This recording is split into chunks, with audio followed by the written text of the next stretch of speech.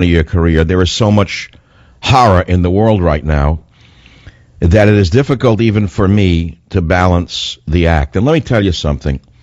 It's bad enough that two subhuman Palestinians with axes and knives and guns hacked to death four unarmed Israelis during a morning prayer service. It's bad enough that the subhumans did that.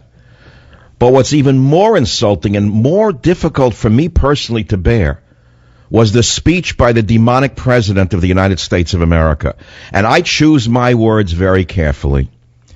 I don't know what it's going to take for Jewish liberal voters in America to awaken to the fact that they are not represented by the Democrat Party. They're not represented by Barack Obama. If you listen to the speech of Hussein Obama, where he doesn't say Palestinians did this, and he not once says Jews were butchered, instead he uses the moral equivalency of the academic left. The moral equivalency of the academic left, which is being used in Ferguson, Missouri, where the thuggish thief is being morally compared with the police officer who fought for his life. Wherever you turn, the illegitimate academic left has perverted the language and perverted morality itself. So listen now to the deceitful snake in clip 3.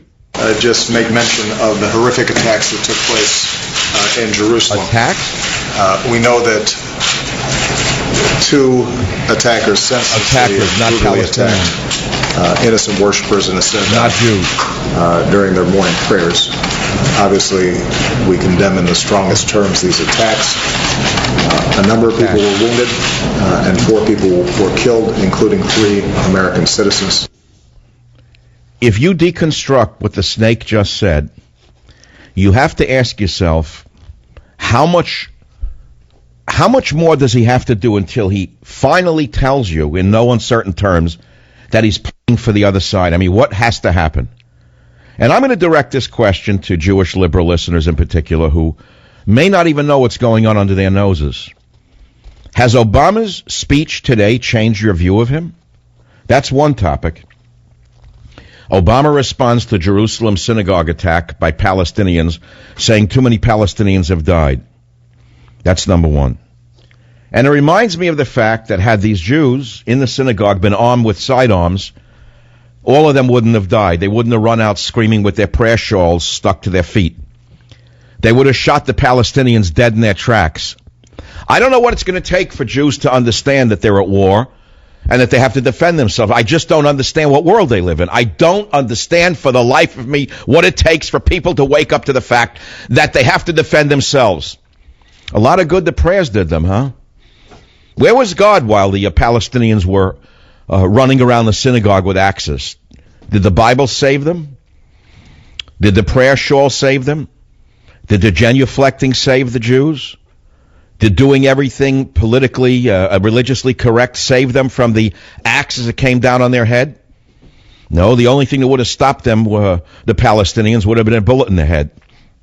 Now, the Israelis learned this in the 1940s, where with one hand they had an Uzi in one hand and a Bible in the other. They learned it. The forefathers of the Israelis learned it. But the country has been so infiltrated with liberalism, many of whom are just there to ride off the fat of the land, they expect somebody else to take care of them. So that's one story. Now you got the Ferguson story, which is being infiltrated by Palestinians and Arabs who want to turn it into an Arab issue. Did you know that? Oh, didn't see that story, the connection?